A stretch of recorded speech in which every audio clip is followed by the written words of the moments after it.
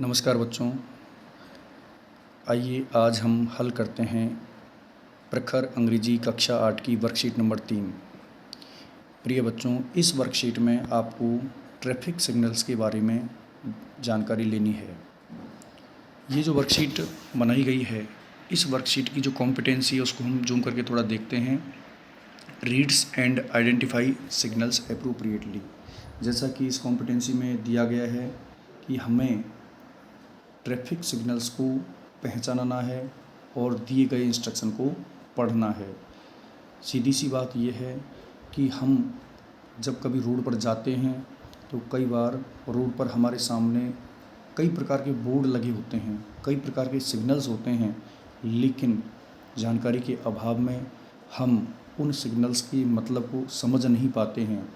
लेकिन इस वर्कबुक के माध्यम से आपको कुछ इम्पोर्टेंट सिग्नल्स हैं, ट्रैफिक साइंस हैं, उन ट्रैफिक साइंस को समझना है ताकि हम ना सिर्फ पढ़ना सीखें, रीडिंग सीखें, जो इंस्ट्रक्शन है उसको पढ़ेंगे, बाकी उसका दैनिक जीवन में उपयोग भी हम कर सकते हैं।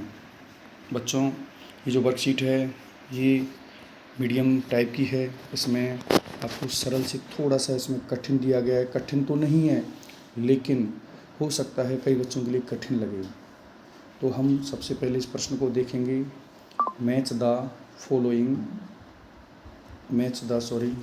इसमें टैब दूसरी खुल गई। Match the following traffic science with appropriate instructions.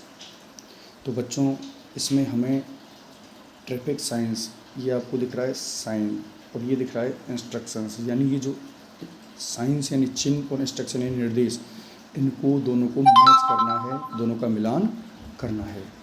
तो आइए हम शुरू करते हैं मिलान करना, जिससे आपको सही तरीके से उचित सिग्नल्स की जानकारी मिल सके।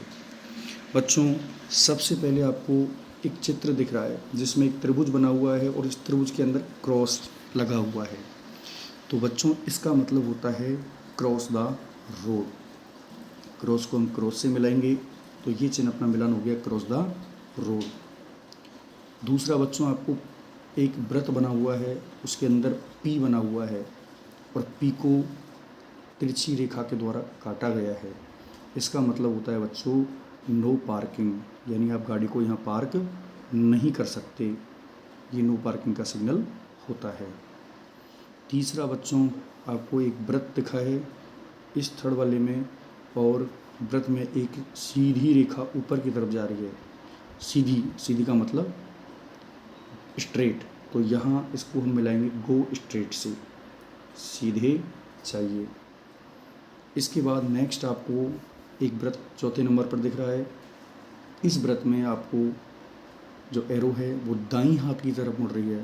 दाईं का मतलब अंग्रेजी में राइट होता है, इसका मतलब आप दाईं तरफ मुड़िए, टर्न राइट।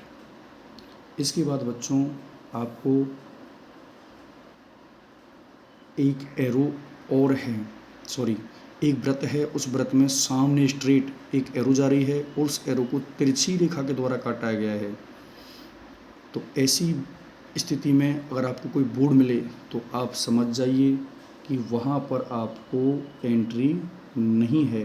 ये क्या है? ये नो एंट्री जोन है, आपको वहाँ नहीं जाना है।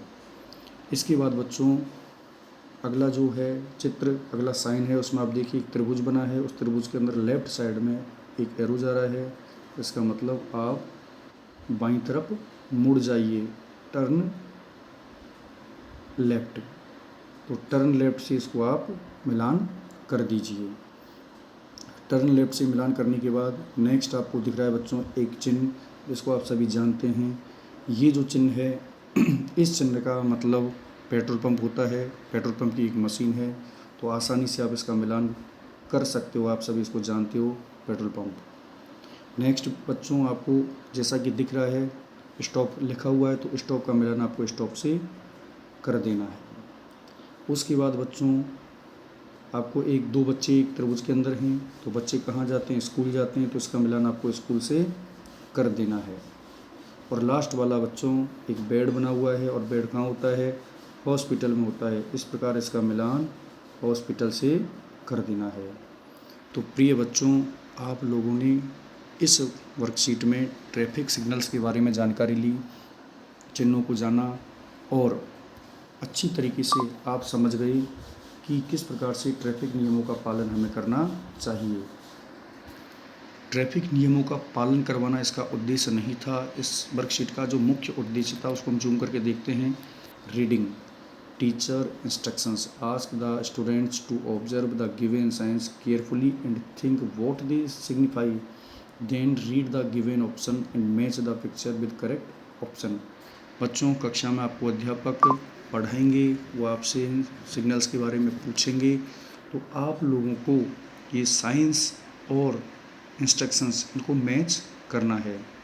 तो आप समझ गए होंगे इस वर्कशीट में आप किस प्रकार को आपको इसको सॉल्व करना है और किस प्रकार आपको रीडिंग करनी है। बच्चों, अगली वर्कशीट में हम वर्कशीट नंबर 4 जो आपके सामने दिख रही है इसे सॉल्व करेंगे। तब तक आप वर्कशीट 1, 2 और 3 का रिवीजन कीजिए। यदि किसी भी प्रकार की कोई समस्या आपको इन 3 वर्कशीट में आ रही है तो मेरे कमेंट बॉक्स में आप रिप्लाई करें ताकि मैं आपकी समस्या का समाधान कर सकूं। धन्यवाद।